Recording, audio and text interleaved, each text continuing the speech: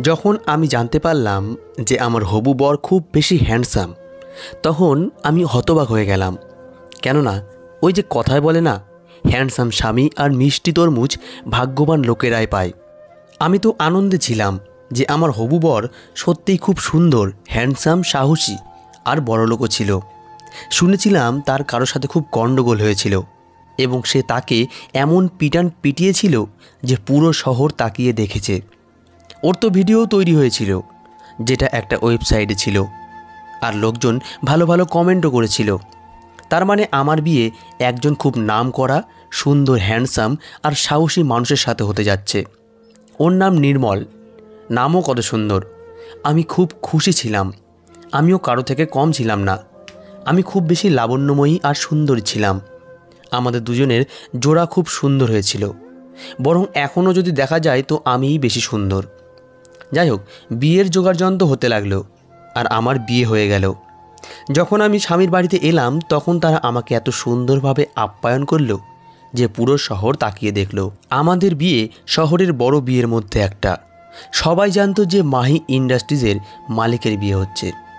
আমরা খুব খুশি ছিলাম, কিন্তু হয়তো আমাদের খুশির দিকে কারোর নজর লেগে যায়। আর এরকম বড় বড় বিয়েতে কারো না কারো নজর লেগেই যায়, আর অবশ্যই কিছু খারাপ হয়ে যায়। কিন্তু আমি এটা জানতাম না যে আমার ক্ষেত্রে এত তাড়াতাড়ি হয়ে যাবে, আর সেটা এতটা খারাপ হবে। এখনই আমার স্বামী ঘরে আসবে না, এখনও অনেকগুলো নিয়মকানুন বাকি আছে। যাই হোক, অনেক রাতে আমার স্বামী আমার ঘরে আসতে চলেছে, এই খবর আমি পেয়ে গেছিলাম। আমাকে আবারও সাজানো হলো। আমার যে মেকআপ খারাপ হয়ে গেছিলো সেগুলো আবার ঠিক করা হলো। এরপরে আমার স্বামী যখন আমার ঘরে এলো তখন তার হাবভাব কিছুটা অদ্ভুত ছিল। আমি ভাবলাম এরা বড় লোক, তাই হয়তো নেশায় আছে। কিন্তু সে বলল যে ও মদে হাত অবধি লাগায় না, কেননা ও নিজের শরীর স্বাস্থ্য নিয়ে খুব সতর্ক। ও বারবার কাশছিল, নিজের কখনো মুখের ভিতরে হাত রাখতো, কখনো পেটের উপরে। ও বলতে লাগলো আমাকে এত মিষ্টি খাইয়ে দিয়েছে যে মনে হচ্ছে আমার পেট খারাপ হয়ে যাবে। আমি এই কথাটা শুনে হেসে দিলাম। সবেমাত্র সে আমার হাত ধরেছিল, তখনই হঠাৎ করে তার বমি হয়ে গেল আর সে অজ্ঞান হয়ে পড়ে গেল। আমি খুব টেনশনে পড়ে তাড়াতাড়ি করে লোকজনকে ডেকে নিলাম। তাকে হাসপাতালে নিয়ে যাওয়া হলো। আমাকে তার সাথে যেতে দিল না, কিন্তু জানা গেল যে রাস্তাতেই ওর শরীর খুব খারাপ হয়ে গেছিল। তারপরে হাসপাতালে নিয়ে গেলে ডাক্তার এমন কথা শুনিয়েছে যে আমাদের সবার পায়ের নিচ থেকে মাটি সরিয়ে গেল। আমি নিজের ঘরে বসে অপেক্ষা করছিলাম, জানি না আমার স্বামীর শরীর কিভাবে খারাপ হয়ে গেল। সব কিছুই খুবই অদ্ভুত ছিল। লোকে বলে বাসর-রাতের পরের দিন নববধূ হাসপাতালে যায়, কিন্তু এখানে তো আমার স্বামী বাসর-রাতেই হাসপাতালে পৌঁছে গেল। এরা সবাই শিক্ষিত, বুদ্ধিমান লোক এবং ধনী, এই কারণে উল্টোপাল্টা কোনো কথা বলছিল না। কিন্তু কি জানি, হয়তো মনে মনে ভাবছে আমি হয়তো কিছু করে দিয়েছি। কিন্তু ডাক্তার যখন আমাদেরকে বললেন যে ওকে বিষ দেওয়া হয়েছে, তখন আমার পায়ের নিচ থেকে মাটি বেরিয়ে গেল। আমি কিভাবে নিজের স্বামীকে বিষ দিতে পারি? আমার উপরে কারো সন্দেহ ছিল না, আর আমি এরকম করিও নি। কিন্তু কেউ তো এটা করেছিল। যাই হোক, যেই করুক না কেন সে বাঁচতে পারবে না। আমরা তাকে পরে ধরে নেবই। এখন সবাই আমার স্বামীর জীবনের প্রার্থনা করতে লাগলো, আর আমি বুঝে গেলাম যে আমার উপরে কারোর নজর লেগেছে। এখন আমি শুধু ভগবানের কাছে প্রার্থনা করলাম যে কোনোভাবে আমার স্বামী বেঁচে যাক। কিন্তু আমার স্বামী এই দুনিয়া থেকে চলে গেল। তাকে এত বেশি বিষ দেওয়া হয়েছিল যে ওর শরীরের সমস্ত জরুরি অঙ্গ ফেল হয়ে গেছিল, আর শেষ মুহূর্তেও ও কিছু বলারও সুযোগ পায়নি। আমার হাতে এখনও বিয়ের মেহেন্দি লেগেছিল, চোখে স্বপ্ন ছিল, হৃদয়ে আশা ছিল। কিন্তু আমি তো কয়েক ঘন্টার মধ্যেই বিধবা হয়ে গেলাম। লোকজন আমাকে ডাইনি বলতে লাগলো, উল্টাপাল্টা কথা শোনাতে লাগলো। তারা বলতে লাগলো এই সব কিছুই আমার কারণেই হয়েছে। এটা এমন একটা দুর্ঘটনা ছিল যেটা বেশিরভাগ লোকের সাথে হয় না, আর যখন হয় তখন সে মরে যায়। তার সাথে সাথে অন্যরাও মরে যায়, কেননা আশেপাশের লোকজন তাকে বাঁচতে দেয় না। আমার স্বামীর বিদায়ের শেষ নিয়ম পালন করা হয়ে গেছিল। তারপর সবাই এই কথাটা নিয়ে বসে গেল যে এই সব হলো কিভাবে। সবাই বলতে লাগলো ও তো সুস্থ অবস্থায় নিজের নববধূর ঘরে গিয়েছিল, মনে হয় নববধূ কিছু করেছে। আমার শাশুড়ি আর দেওর বলতে লাগলো হয়তো একে আমাদের কোনো শত্রু পাঠিয়েছে। এরপরে তারা সবাই মিলে এই অভিযোগ আমার উপরে লাগিয়ে দিল। আমি চিৎকার করতে থাকলাম, বোঝাতে থাকলাম কিন্তু কিছুই করতে পারলাম না। আমার মাও আমার জন্য কিছুই করতে পারেনি। আমার বাবা এই দুনিয়াতে নেই, আর আমার মা একা, বেচারি কি করতে পারত? যদি আমার মা কোনো বড় পদে থাকতো বা বড়লোকও হতো, তবুও হয়তো আমাকে বাঁচাতে পারতো না, কেননা এদের হাত অনেক লম্বা ছিল। আর আমার মা তো একজন সাধারণ মহিলা, যে স্কুলে মাস্টারি করে নিজের সমস্ত মেয়ের বিয়ে দিয়েছিলেন।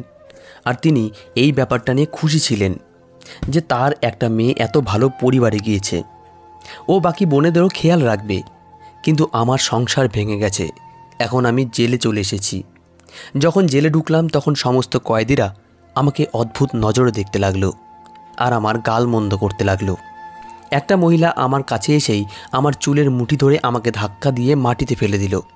সে বলল, আমরা সবাই কোনো না কোনো খারাপ কাজ করছি, কিন্তু নিজের স্বামীকে বাসরাতে বিষ দেওয়া ভয়ানক অপরাধ। তুই এতটা সুন্দরী মনে হয় তোর সাথে অন্য কারোর চক্কর আছে, তাই তুই নিজের প্রেমিকের সাথে মিলে স্বামীকে মেরে ফেলেছিস। আমি বললাম, এরকম কিছুই করিনি। সবাই আমাকে না শুধু হত্যাকারী বরং চরিত্রহীন বলতে লাগলো। আর এই কথাটা শুধু জেলের ভিতরে নয়, বরং বাইরেও একই ধরনের কথা হচ্ছিল।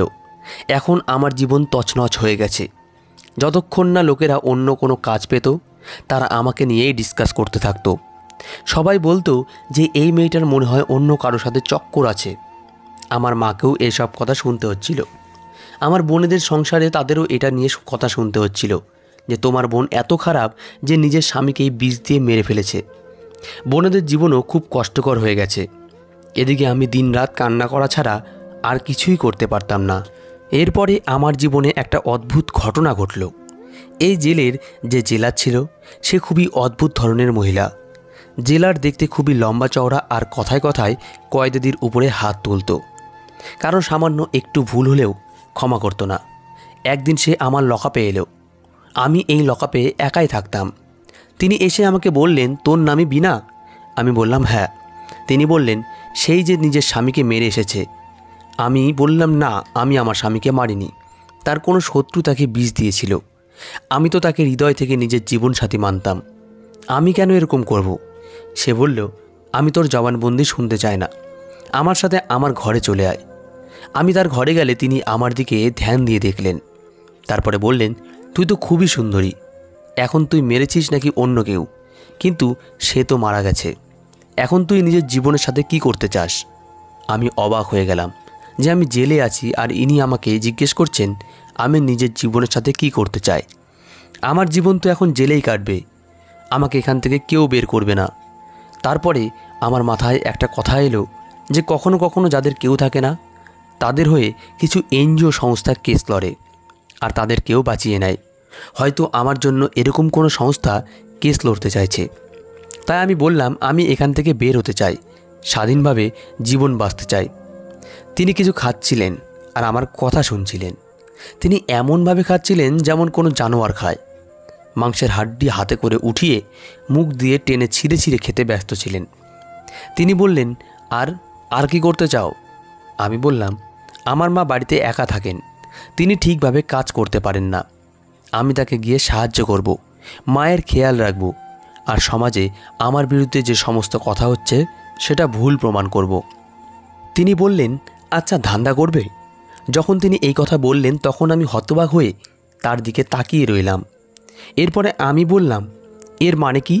এটা আপনি কি ধরনের কথা বলছেন? তখন তিনি বললেন, আমি সোজা কথা সোজাভাবে বলছি। এরপরে মুখ থেকে মাংসের হাড় এক সাইজে ফেলে বললেন, তুমি এত সুন্দরী, এই কাজ তোর জন্য সবচেয়ে উপযুক্ত হবে। আমি বললাম, না, আমি ভালো ফ্যামিলির মেয়ে, এসব আমি করতে পারবো না। তিনি বললেন, হ্যাঁ, তাই তো তুই নিজের স্বামীকে মেরে এখানে এসেছিস।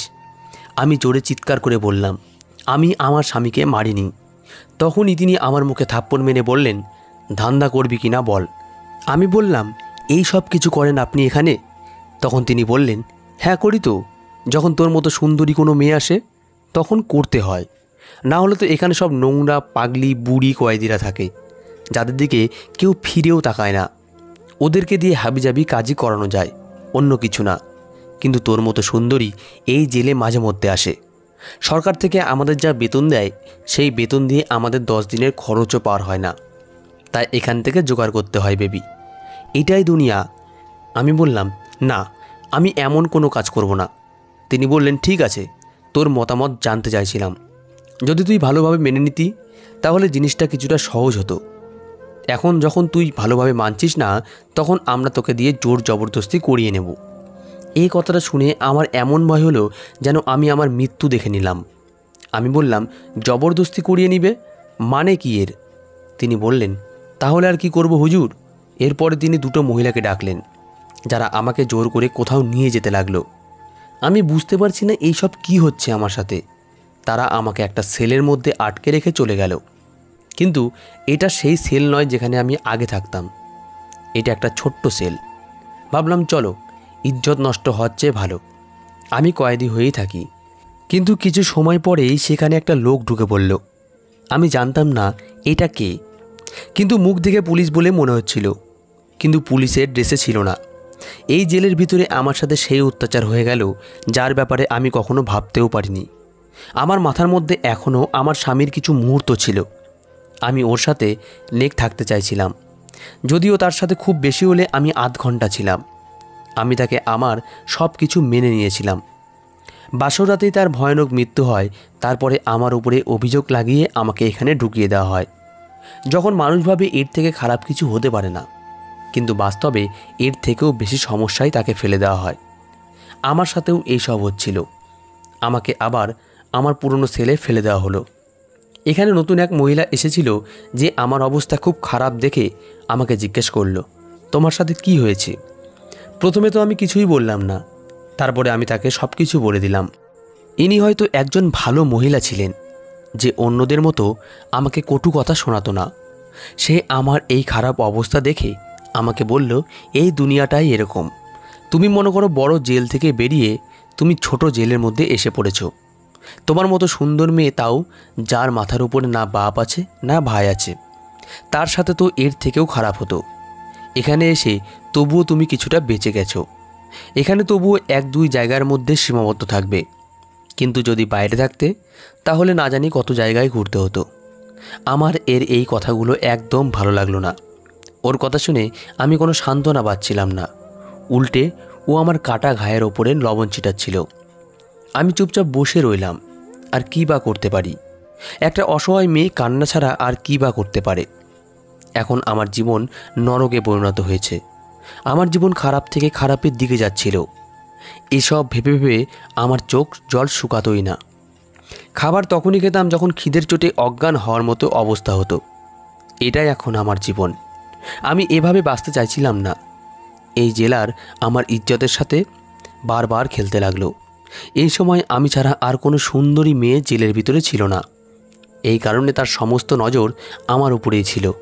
সে আমার উপর অত্যাচার করত আর আমাকে দিয়ে এই সব অপরাধ করাতো, কিন্তু আমাকে দিয়ে আর কোনো কাজ করাতো না। সে বলতো এর সৌন্দর্য খারাপ যেন না হয়। একদিন আমি সবজি কাটতে বসেছিলাম, তখনই আমাকে উঠিয়ে দিল আর বলল, তোমার এইসব করার দরকার নেই। সে তো আমাকে রোদেও বেরোতে দিত না। আমি ভাবতাম, এ কী ধরনের মহিলা? এ কার মা, কার বউ? এ নিজের ছেলেকে কিভাবে মানুষ করে? একে জেলে সমস্ত মহিলারাই অভিশাপ দিতে থাকতো। সবাই বলতো ভগবান একে যেন উপরে তুলে নেয়। আর একদিন না জানি কার অভিশাপ লেগে গেল যে সে জেলের ছাদ থেকে পড়ে গেল। সেই সময় তার আশেপাশে কেউ ছিল না। কেউ যদি দাঁড়ানো থাকতো তাহলে সেই ওকে ধাক্কা দেওয়া নিজের পরম কর্তব্য বলে মনে করত। হয়তো সে নিজেই পা পিছলে নিচে পড়ে গেছে আর এরপরে ওর চোখ হয়তো নরকে গিয়ে খুলেছে। কিন্তু আমরা খুব বেশি দিন শান্তিতে থাকতে পারলাম না, কেননা ওর পরে আর একজন খুবই শক্ত মেজাজের জেলার মহিলা এখানে এসে গেলেন। কিন্তু এ আমাকে দিয়ে কোনো উল্টাপাল্টা কাজ করতো না। আমার ভালো ব্যবহার আর কম বয়সের কারণে আমার কেস ওপেন করা হয়েছিল। যারা নতুন নতুন উকিল হয় তারা যাদের কেউ থাকে না সেই রকম কেস খোঁজে, আর কেস লড়ে তারা নিজেদের নাম কামাতে চায়। আমার ফাইলে এরকমই এক উকিলের কোনো হাত লাগে। তিনি একজন মহিলা উকিল। তিনি আমার কেস হাতে নিয়ে আমার সাথে দেখা করার জন্য আসেন। আমি তাকে সব কিছুই বলি। তিনি বলল, এই জিনিসটা তো পাগলেও বোঝে না। যদি কোনো মেয়ের বিয়ে এত ধনী পরিবারে হয় তাহলে সে বাসর রাতেই কেন স্বামীকে মেরে ফেলবে? বরং সে যদি তার স্ত্রী হয়ে থাকে তাহলেই তার বেশি লাভ হবে। কিন্তু যখন কপালে কিছু খারাপ হওয়ার থাকে তখন এই ধরনের কথা এক সাইডে হয়ে যায়। তুমি চিন্তা করো না, আমি তোমাকে সাহায্য করব। তিনি সত্যিই আমাকে সাহায্য করেন। 11 মাসের ট্রায়ালের পরে আমি জেল থেকে মুক্তি পেয়ে যাই। আমি পুরো 4.5 বছর পরে বাইরে বেরোলাম। যখন আমার বিয়ে হয়েছিল তখন আমার বয়স 18 বছরের ছিল, আর এখন 23 বছর হতে চলেছে। এখনও আমি সুন্দরী। কুমারী তো ছিলাম না, কিন্তু সুন্দরী অবশ্যই ছিলাম। ভেবেছিলাম কারো বউ হয়ে বাকি জীবন ভালোভাবে কাটিয়ে দেব। আমার সঙ্গে দেখা করতে কেউ আসেনি, কিন্তু আমার মুক্তির খবর আমার বাড়ির লোকেদের দেওয়া হয়েছিল। এইটা সেই উকিল আমাকে বলেছিলেন। যাই হোক, আমি যখন বাড়িতে এলাম তখন সেখানে আমার মেজো দিদি বসেছিল। ও হয়তো মায়ের সঙ্গে দেখা করতে এসেছিল, কিন্তু ও আগে তো দেখা করতে আসতো না, কেননা ওর স্বামী খুব শক্ত টাইপের লোক। সে ওকে বাইরে আসতে যেতে দিত না। যাই হোক, আমি ওকে দেখে ওর গলা জড়িয়ে ধরার চেষ্টা করলাম, কেননা আমি দিদিকে এতদিন পরে দেখেছিলাম। কিন্তু ও আমাকে দূরে ঠেলে সরিয়ে দিল আর বলল, তুই এখানে কেন এসেছিস? তোর কারণে সমস্ত মহল্লার সামনে আমাদের পরিবারের এত অসম্মান হয়েছে, আর তুই মুখ উঠিয়ে এখানে চলে এসেছিস? আমি বললাম, আমি নিজের মায়ের সঙ্গে দেখা করতে এসেছি। ও বলল, কোন মা? মা তো এই দুনিয়াতে নেই। সে তো সমাজের কথা শুনে শুনেই উপরে চলে গেছে। তোর কারণে আমারও ডিভোর্স হয়ে গেছে। সবাই আমাকে বলছিল যে তোমার বোন নিজের স্বামীকে মেরে ফেলেছে, তুমিও নিজের স্বামীকে মেরে ফেলতে পারো। এই বাড়ি মা আমার নামে করে দিয়েছে। আমি নিজের বাচ্চাদের নিয়ে এখানেই থাকি। তোর জন্য এখানে কোনো জায়গা নেই, তুই এখান থেকে যেতে পারিস। ও তো আমাকে ভেতরে অবধি যেতে দেয়নি, বাইরে থেকেই সব কিছু শেষ করে দিল। আমি হতভম্ব হয়ে থেকে গেলাম। পরে জানতে পারলাম যে ও কোনো একজনকে বিয়ে করেছে, আর 2-1 দিনের মধ্যেই ওর বিয়ে। এসব আমাকে পাশের বাড়ির আন্টি বলেছিল। আমি ভাবতে থেকে গেলাম যে আমার কি অপরাধ ছিল। আমি তো শুধু এই ব্যাপারটা নিয়ে খুশি ছিলাম যে আমার বিয়ে একটা ভালো পরিবারে হচ্ছে। আমার উপরে কি এত খারাপ নজর লেগে গেছিল যে আমি এখনও শান্তিতে বাঁচতে পারছি না? কারো কপাল এতটা খারাপ কিভাবে হতে পারে? আমি আমার দিদিকে বলেছিলাম যে দেখ, সন্ধ্যা হতে যাচ্ছে, আমাকে এক রাতের জন্য অন্তত থাকতে দে। এটা সেই বাড়ি যেখানে আমরা সবাই একসাথে বড় হয়েছি। এই বাড়িতেই আমাদের শৈশব কেটেছে। আমরা এই বাড়ি থেকেই নববধূ হয়ে বিদায় নিয়েছিলাম। আমার সাথে এত বড় অন্যায় করিস না। ও বলল, যদি আমি তোকে এক রাতের জন্য এখানে থাকতে দেই তাহলে তোর কারণে আমার জীবন আবার নষ্ট হয়ে যাবে।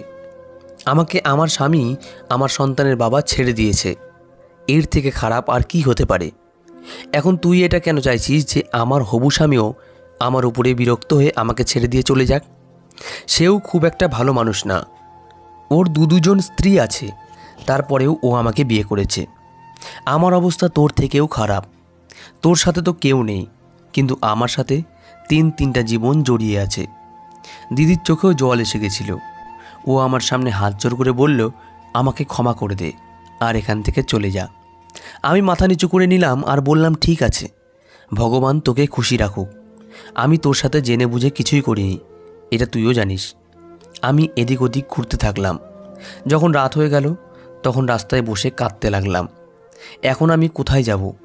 হয়তো জেলের সেই মহিলা ঠিকই বলেছিল যে এই দুনিয়াটা একটা বড় জেল, আর তুমি ছোট্ট জেলে এসে পড়েছ। সেখানে তোমার সাথে আরও বেশি খারাপ হতো।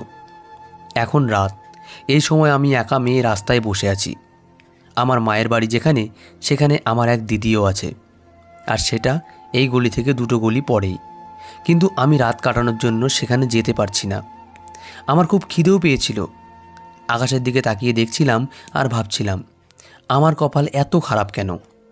এসবই ভাবছিলাম, এমন সময় দেখলাম সামনে একটা লোক দাঁড়িয়ে আছে। কিন্তু সে হয়তো আমার দিকে দেখছিল না, সে একজন ভিখারি ছিল। আমি ভাবতে লাগলাম, আমার জীবনে কি এরকম হবে? কেননা যদি আমাকে বেঁচে থাকতে হয় তাহলে বেঁচে থাকার জন্য কিছু না কিছু তো করতেই হবে। আমিও কি রাস্তায় ভিক্ষা করব? এটা সেই পাড়া ছিল যেখানে আমার শৈশব আর কৈশোর কেটেছে। এখানে আমার বান্ধবীরা থাকতো, আত্মীয় শিক্ষকও থাকতো, দোকানদারেরাও আমাকে চিনত। তারা যখন আমাকে ভিক্ষা করতে দেখবে তখন কি ভাববে? আমি এসব করতে পারবো না। তাই আমি ভেবে নিয়েছি যে আমি আত্মহত্যা করব। হয়তো আমার অনেক আগেই আত্মহত্যা করে নেওয়া উচিত ছিল। এরকম জীবনের থেকে সেটাই ভালো হবে। এরকমভাবে বেঁচে থেকে কী লাভ? আমার তো সেই সময় মরে যাওয়া উচিত ছিল, যখন আমার স্বামী মরে গেছিল। তার সাথে আমারও লাশ বের হলে আমার উপরে এত অত্যাচার হতো না। এই কথাটা আমি আগে কেন ভাবিনি, কিন্তু এখন যখন আমার মাথায় এই কথাটা এসে গেছে তখন এটার উপরে আমাকে ধ্যান দিতে হবে। আমি ভেবে নিয়েছি যে আমি আত্মহত্যা করব, এছাড়া আমার কাছে আর কোনো পথ নেই। এসবই ভাবছিলাম তখনই খুব অদ্ভুত একটা কাণ্ড হলো। সেটা এতটা অদ্ভুত যে আমি আশাও করিনি। আমার মনে হলো আমার পেছনে কেউ দাঁড়িয়ে আছে। যখন পিছন ফিরে দেখলাম তখন আমার পায়ের নিচ থেকে মাটি বেরিয়ে গেল, কেননা সেই ভিখারি আমার পিছনে দাঁড়িয়ে, যে কিছুক্ষণ আগে আমার সামনে ছিল। আমি ভয়ে সরে গেলাম। তারপর বললাম, কে তুমি আর আমার কাছে কি চাও? সে বলল যে আমি তোমার ব্যাপারে সব কিছু জানি। এই পাড়াতে ভিক্ষা করতে করতে অনেক বছর কেটে গেছে। তার গলার আওয়াজ যুবকের মতো মনে হচ্ছিল, কিন্তু মুখ বুড়ো মানুষের মতো। আমি বললাম, কি চাই তোমার, যে আমার এত কাছে এসে পড়েছ? সে বলতে লাগলো, তোমাকে বিয়ে করতে চাই। তার মুখে এই কথা শুনে আমি হতবাক হয়ে গেলাম। আমি বললাম, আচ্ছা তুমি আমার ব্যাপারে সব জানো, তাই আমার অসহায়ত্বের সুযোগ নিতে চাইছো? তুমি জানো আমার কতটা দুর্নাম আছে? আমাকে লোকেরা অপয়া বলে, এমনকি আমাকে হত্যাকারী মনে করে। জেল খেটে এসেছি, আমার এই দুনিয়াতে কেউ নেই, তাই তুমি আমাকে বিয়ে করতে চাইছো। সে বলল, তুমি যাই ভাবো না কেন, কিন্তু তুমি এটা নিশ্চিত জানো যে এখন যদি কেউ তোমাকে বিয়ে না করে তাহলে তোমার জীবনের সাথে কি হবে? আমি চুপ হয়ে গেলাম, কেননা কথা তো সে ঠিকই বলেছিল। সে আরও বলল, আমাকে বিয়ে করে নাও, এতে তোমারই লাভ হবে। আমি বললাম, আমার লাভ লোকসান নিয়ে মাথা ব্যথা নেই। আমার সাথে এত খারাপ হয়ে গেছে যে এখন কি আর লাভ আর কি বা লোকসান। সে বলল, তাহলে ঠিক আছে, তুমি আমাকে বিয়ে করে নাও, সব কিছু ঠিক হয়ে যাবে। আমি একভাবে বসে কান্না করতে লাগলাম। আমার কপালে কি এই দিন লেখা ছিল যে আমাকে একজন ভিখারিকে বিয়ে করতে হবে? কিন্তু আমি জীবনের এমন এমন বাস্তবতা দেখে নিয়েছি যে এখন আর আমার নিজেকে নিয়ে চিন্তা ভাবনা করাও অপরাধ বলে মনে হচ্ছিল। আমি বললাম, ঠিক আছে, আমি তোমাকে বিয়ে করতে রাজি আছি। এই কথাটা শুনে সে খুব বেশি খুশি হলো না, শুধু বলল, ঠিক আছে, তাহলে এসো আমার সাথে। আমার হাত ধরে আমাকে নিজের সাথে নিয়ে গেল। আমি তার মুখ অবধি দেখিনি, আর মুখ দেখেই বা কী হবে। যাই হোক, আমাদের বিয়ে হয়ে গেল। আমার সামনে শুধু ম্যারেজ পেপার এসেছিল, আর আমি তাতে সাইন করে দিয়েছিলাম। তাতে কি লেখা আছে তাও দেখিনি, পড়িও নি। সে বলেছিল সে আমার ব্যাপারে সব কিছু জানে, তাই আমার ওকে কিছু বলার দরকারও ছিল না। আমি শুধু একটা আশ্রয় চাই, আর দুবেলা পেট ভরে খাবার আর সম্মান চাই। এমনিতেও যা কিছু আমার সাথে হয়ে গেছে, আমাকে আর কোনো ভদ্রলোক বিয়ে করবে না। আমার সৌন্দর্য আমার জন্য বিপদ হয়ে গেছিল, আর আমার কপাল তো অনেক আগেই আমাকে ধোঁকা দিয়েছে। আমার কপালে শুধু অপমান অসম্মান ছাড়া কিছুই লেখা নেই। কিন্তু আমি অবাক হয়ে গেছিলাম যখন সে আমাকে বিয়ে করে নিজের বাড়িতে নিয়ে এলো। এখানে একটা বিছানা ছিল, আর আশেপাশে অনেক জিনিস রাখা ছিল। আমি অবাক হয়ে ভাবছিলাম, এই ভিখারির কাছে একটা বাড়ি আর এত কিছু জিনিস কোথা থেকে এলো? যাই হোক, আমি বিছানার উপর বসে পড়লাম। ঘরে অনেক কাপড় চোপড়ও রাখা ছিল। সে বলল, রেডি হয়ে নাও, তুমি যেমনই হও না কেন, আমার জন্য তো তুমি আমার নববধূই। আমি মুখ হাত ধুয়ে আসি। আমি বললাম, হ্যাঁ, এর মুখ হাত ধোয়াটাও দরকার।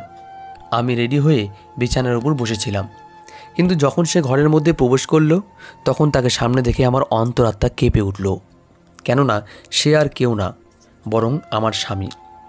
আমি তাকে দেখে হতবাক হয়ে থেকে গেলাম। বললাম, তুমি তো মরে গেছিলে, এখানে এলে কিভাবে? আমার মাথা ঘুরতে থাকলো, আর আমি অজ্ঞান হয়ে গেলাম। যখন জ্ঞান ফিরল তখন সে আবারও আমার পাশে বসেছিল। আমি আবারও চিৎকার করে উঠলাম। সে আমার মুখের উপরে হাত রেখে বলল যে আমার কথা মন দিয়ে শোনো।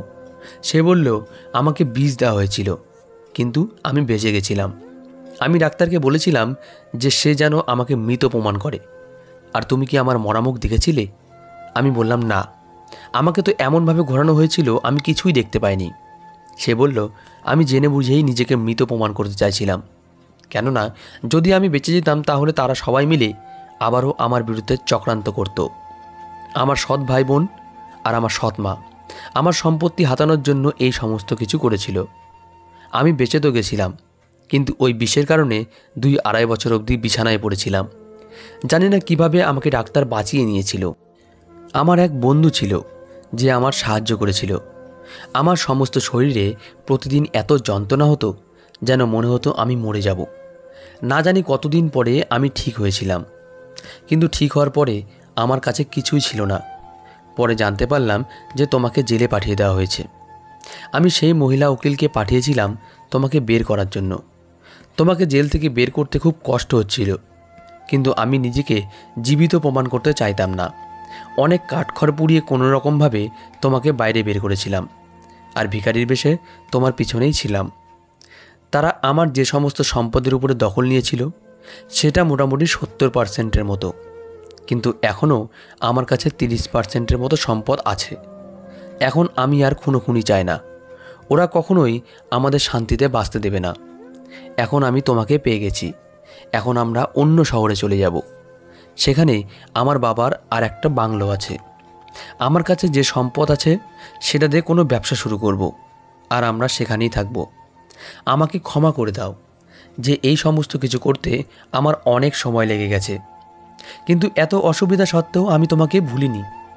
আমি আমার স্বামীর গলা জড়িয়ে ধরে কান্না করতে লাগলাম। আমার সাথে যা হয়েছে আমি তার সব কিছুই ওকে বলেছি। আমার সমস্ত কথা শুনে ওর চোখে জল চলে এসেছিল। তারপরে ও আমাকে বলেছিল যে এই সব কিছুকে একটা খারাপ স্বপ্ন ভেবে ভুলে যাও। আমরা দুজন এখন একসাথে থাকি এবং আমরা দুজনে একে অপরকে শক্তি যোগাই। এভাবেই আমাদের ভালোবাসা চির অটুট হয়ে যায়। তো বন্ধুরা, আজকের গল্পটি এই পর্যন্তই। গল্পটি ভালো লাগলে অবশ্যই একটি লাইক আর কমেন্ট করবেন। ধন্যবাদ সবাইকে। ভালো থাকবেন।